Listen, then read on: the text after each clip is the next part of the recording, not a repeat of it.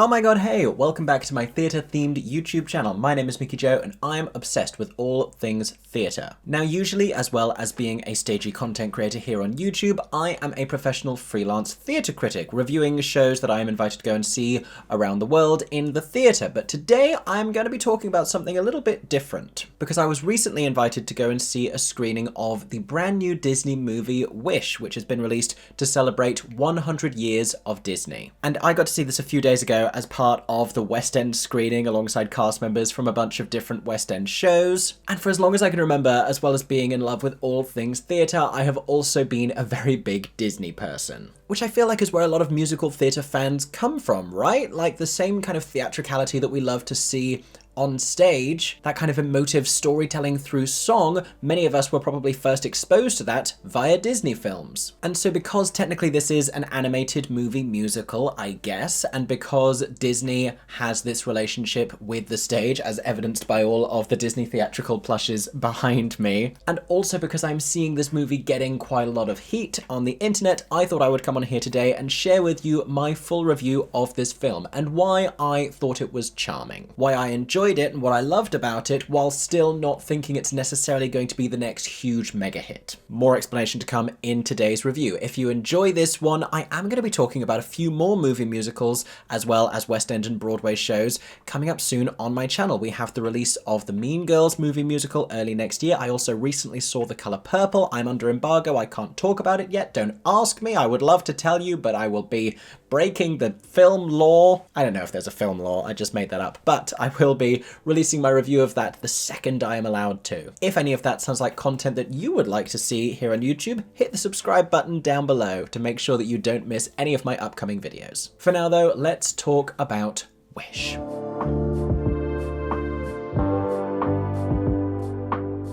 So like I said, Wish is the movie that is celebrating 100 years of Disney, a full century of making animated films. And it tells the story of a young girl named Asha, who is just about to turn 18. Asha? Asha? How are we saying that in a British accent? I don't think it's Asha, that's one of Joseph's brothers. Asha lives on the island community of Rosas, founded by the king Magnifico, who studied magic in order to gain the ability to grant people's wishes, which forms the basis of their society. More people flocked to join that community to live in a place where they were free to dream and lead aspirational lives. Or so it would seem. Because while it does seem as though this community was founded with initially good intentions, when Asha goes for an interview to become the king's next apprentice, she discovers that the bureaucracy of granting the greatest desires of people's hearts is a little more complicated than those people may realize. Because the way this actually works is everyone gives their wish to the king when they turn 18, at which point they forget about it completely. They say that they forget without regret. Now, if that sounds like a cult saying to you, it's because it's the first red flag of the film. Having been absolved of their greatest dream and thereby losing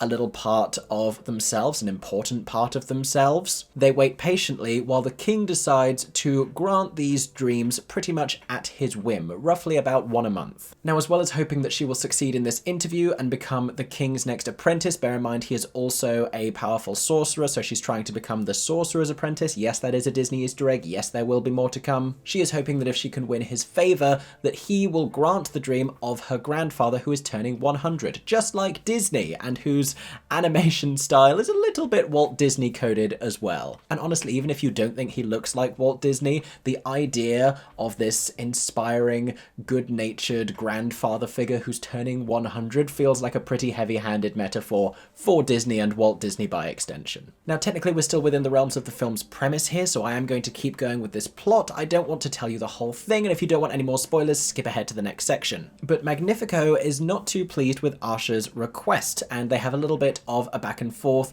where she argues that if some dreams are never going to be granted, such as her grandfather's, which is deemed by the king to be too vague and therefore dangerous, that he ought to return their dreams to them so they could go about pursuing them for themselves. He replies that that's not how it works and loses his temper, at which point he promises that neither her grandfather nor her mother's wishes will ever be granted. Have I been calling these dreams? They're called wishes. The film's called Wish. You get the idea. Honestly, they're synonymous. We learned that in Cinderella. A dream is a wish your heart makes. Saddened by this realization and feeling personally responsible, Asha runs into the woods like many a Disney character before her and sings an emotional I Want song. Reminiscing about her late father's love for the stars, she sings up to the heavens and declares her wishes for the people of Rosas, that they can have a better life and they can have the freedom to pursue their wishes and their dreams for themselves. At which point a star descends from the heavens, and because this is a Disney film, it's a very cutesy, adorable star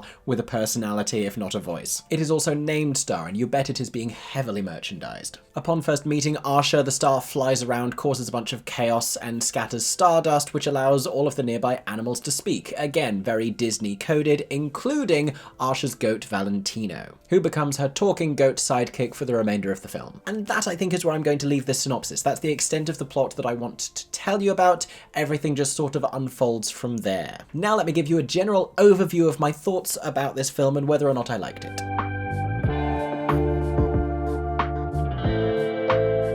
So like I said at the beginning, I enjoyed this. I thought it was charming. I didn't think it was epic and excellent and surprising in the way that Encanto had been, in the way that Frozen had been. I thought this had a little bit more of a gentle sensibility. In terms of the scope of its plot, it definitely reminded me a lot of some of the older Disney films, going back to like the Cinderellas and the Snow Whites. But I do also understand the criticism of the film's plot, because I feel like it's not quite as grand, it's not quite as epic, and it has a modern Disney trait that I don't love necessarily, because if you look back to those older fairy tale adaptations, a lot of them are based on Hans Christian Andersen and Brothers Grimm, and they're rooted in quite dark and sinister places, only some of which you see emerging in the Disney films. The Disney versions definitely gloss over some of the more intensely horrifying details. However, in more recent films, if you look at the likes of Encanto, there's this idea that either we don't have an antagonist and we don't have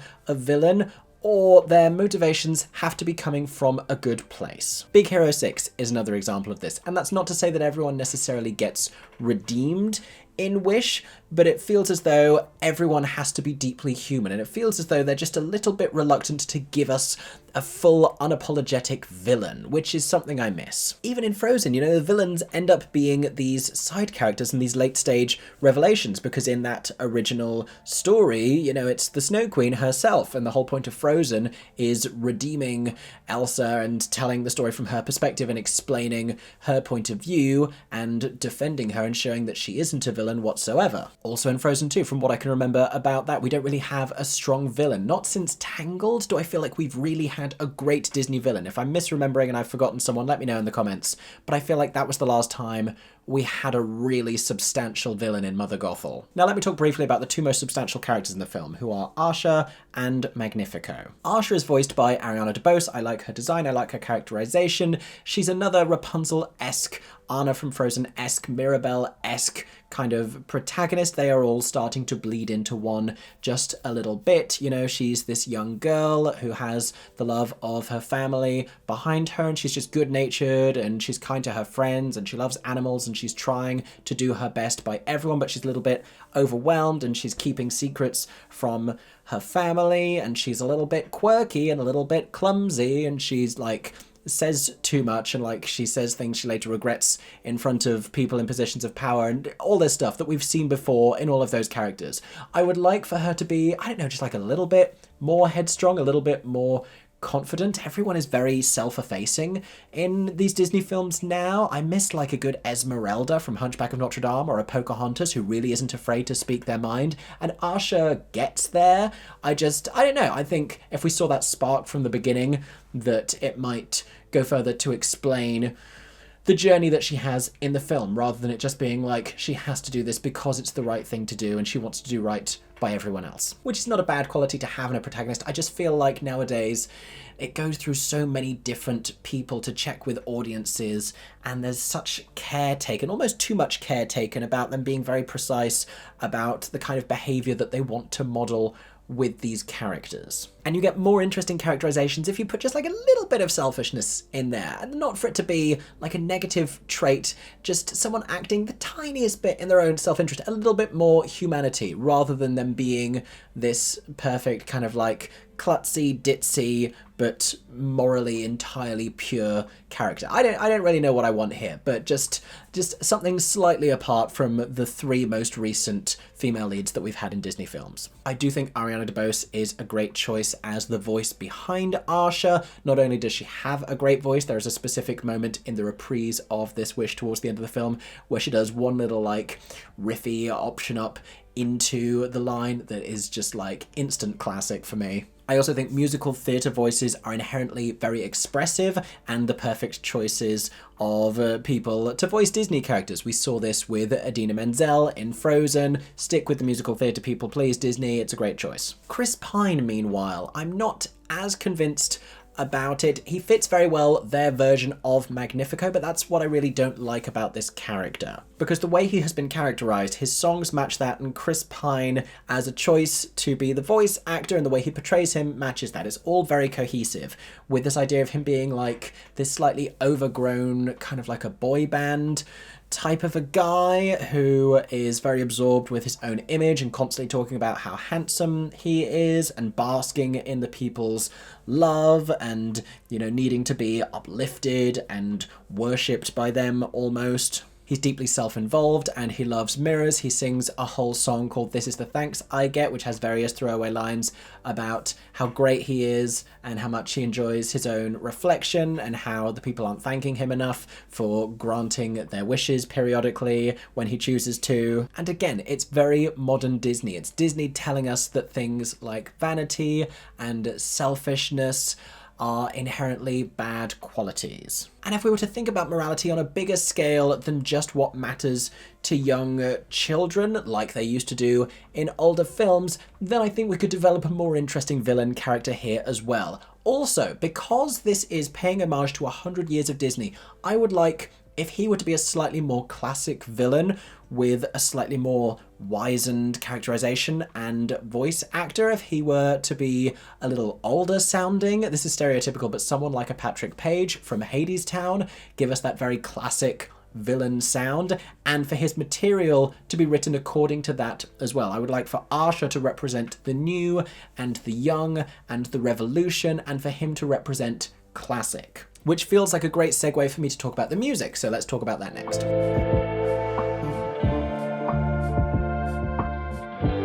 So Jennifer Lee of Frozen and Frozen 2 had written the screenplay for this along with Alison Moore, but the songs have been written by Julia Michaels and Benjamin Rice in a Disney cinematic debut, which I feel like is a lot to contend with when it's also the Disney 100 film. Now again, I have seen the criticism of these songs leading up to the film's release. This was unusual for Disney to release the songs prior to the release of the film, and I always think you can't judge these out of context if it's part of a movie, musical, or anything really. You have to see it in context if it's going to be part of a narrative story. And I like the songs. They feel very familiar of current Disney, of things like Frozen, of things like Encanto and Moana. She's the other one I forgot, by the way, who is also more or less the same character as those others that I mentioned. And people have spoken about the Lin-Manuel Mirandification of Disney and comparing it with something like Hellfire in The Hunchback of Notre Dame in the 90s, and I get it, but I would also suggest to you that Disney and the songs of Disney have always closely mirrored what's happening in the world of musical theatre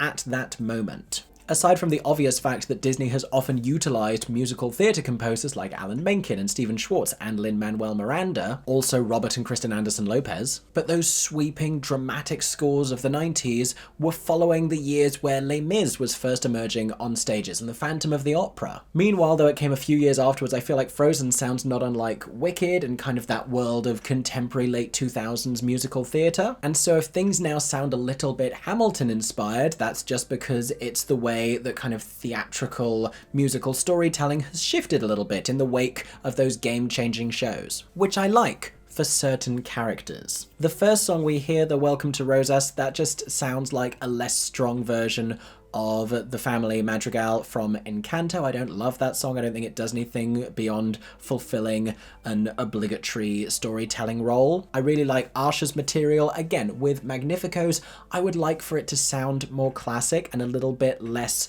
Maui from Moana, a little bit less like contemporary pop-ish. And though I feel like it's irresponsible for me to want to have taken this opportunity away from a woman, I also think that if we were going to try and create a score that pays homage to classic Disney while also delivering something contemporary, that the exact team of people to do that just worked together on The Little Mermaid live action film, because Alan Menken represents not like original Disney, but certainly some of the more classic era of Disney, and Lin-Manuel Miranda obviously has been closely connected to some of the more recent films. They worked together on The Little Mermaid, and while Julia Michaels obviously is a great person to compose a Disney score, because this is still a strong score, I just think for the Disney 100 film, I would like something that has feet in both of those worlds musically, if that makes sense. And it's Magnifico's material that I would like to sound more classic. I think the strongest song in the film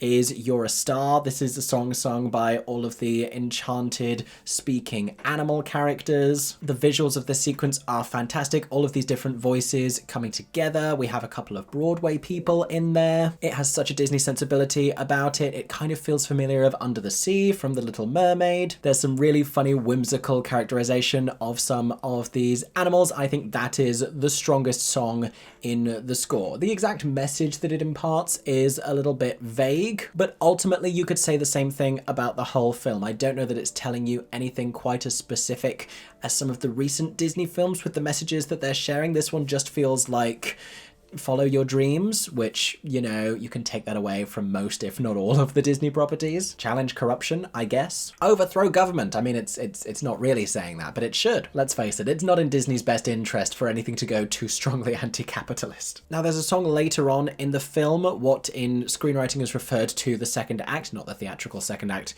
You understand there's no interval in this film. It's called Knowing What We Know Now, and it's a moment of rallying and of revolution. And I was critical of this song. It has been enduringly stuck in my head, so that's the one that may surprise you and get ya. It feels like it's trying to do a Lin-Manuel Miranda kind of a thing, but what it's missing, it has all of the urgency and the vitality and this militaristic beat to it, and the coming together and the uniformity and the anger and the power and the passion. What it lacks is this aspirational quality that gives us something to fight for. One of the greatest things that Lin found in Hamilton is the way to score a revolution, and you have not only this drumming and this sense of momentum and marching, but you also have the dreamlike quality where they are declarative about what it is that they are striving for and fighting for, and you have that uplifting sort of joyous sense to those songs as well. This doesn't quite find that, or doesn't quite realize that that's what it needs. There's a terrific reprise of this wish towards the end of the film. There's also an orchestral moment that kind of teases at When You Wish Upon a Star, which has become the iconic Disney melody and is very close to the plot of this film.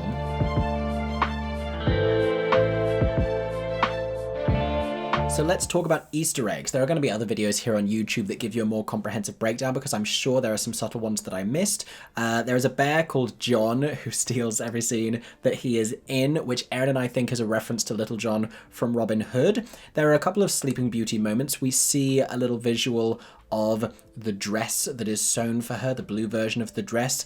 A lot of these Easter eggs come from Magnifico looking at these little bubbles which house people's dreams, and they kind of echo different things from different Disney films. So in looking at another one, he mentions the word Fantasyland, which of course can be found in Disney parks, and there's a reference to flying around looking like Peter Pan. There's a character towards the end of the film who specifically looks like Peter Pan, who's introduced to a character who looks like Wendy. If you've seen a lot of Disney bounding in your time, which is where people don't dress up as the characters, but wear combinations of accessories and colours that suggest at different characters' aesthetics, then you will recognise a lot of that in this film. That is how I noticed that Asha was wearing a cape, familiar of the fairy godmother from Cinderella. At that exact moment, she also utilizes a talking mouse in order to pass on a message. Again, very Cinderella coded. Back to the Sleeping Beauty, there is also a moment where green magic stretches all out from the castle, and it looks very much like the thorns around the castle in Sleeping Beauty. There is a horse that looks exactly like Maximus from Tangled. I don't know if that's just how they draw horses,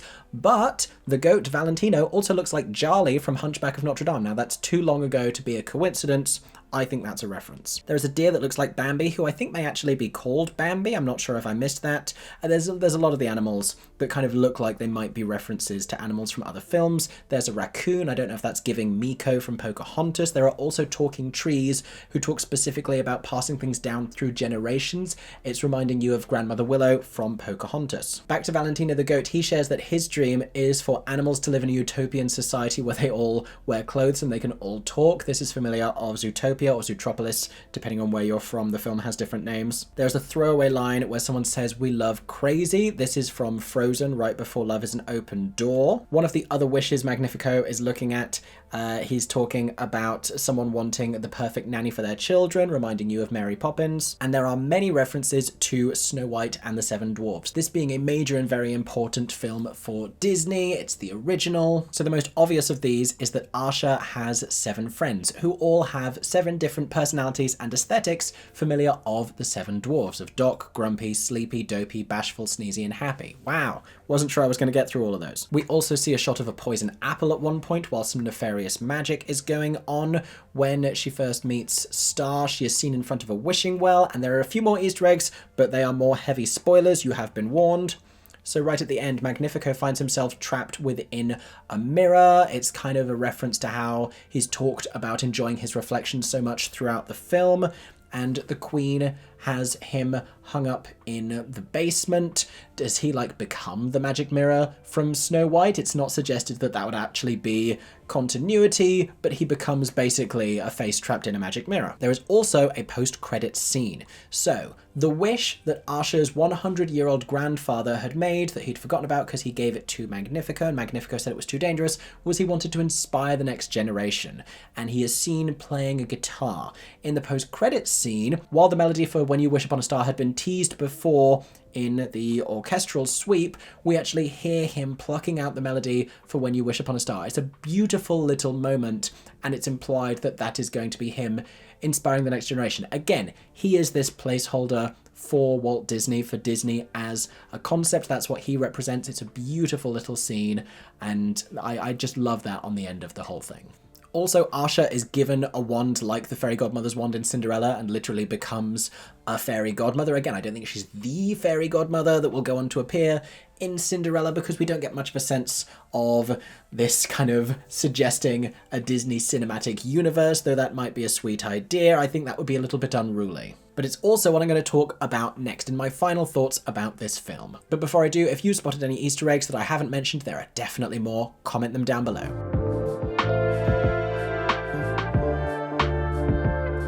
So my final thoughts on this then. Ultimately, I think it's a product of what it had to contend with, which is 100 years of Disney. How do you sum that up in one film?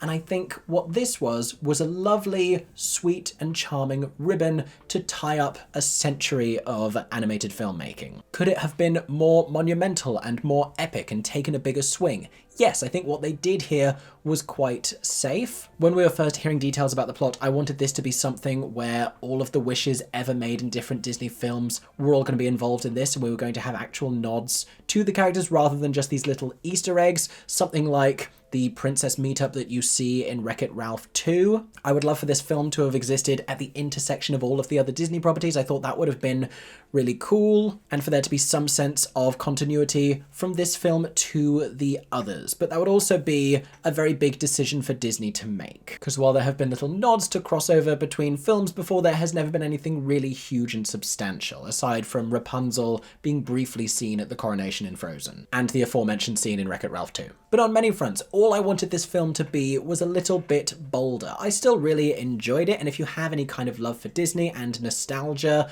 for it all, then I think those are the perfect ingredients to have a lovely time with this film. Is it going to mean as much to young children who don't have all of that love for the last century of Disney? I don't know. I don't think it's as much of an instant popular classic as an Encanto, as a Frozen, as a Moana, but it did fulfill the seemingly impossible task of creating a film that tries to sum up the overall legacy and the overall vibe of 100 years of Disney. And those have been my thoughts. I'm sure you will have opinions of your own. Comment them in the comment section down below. I'm very intrigued to see what other people think about this, especially if you are theatre people here on my channel who also like Disney. And while we're here, since there is such proximity between the world of musical theatre and Disney, let me know if there are any other Disney videos you want to see here on my channel. In the meantime, thank you so much for watching this video. I hope that you have enjoyed. Make sure you subscribe for many more reviews coming very soon, as well as those movie musical reviews that I promised. As soon as I'm allowed to share them with you, you will have them here on YouTube. I hope that everyone is staying safe and that you have a stagey day. For 10 more seconds, I'm MickeyJoTheatre. Oh my god, hey. Thanks for watching, have a stagey day. Subscribe!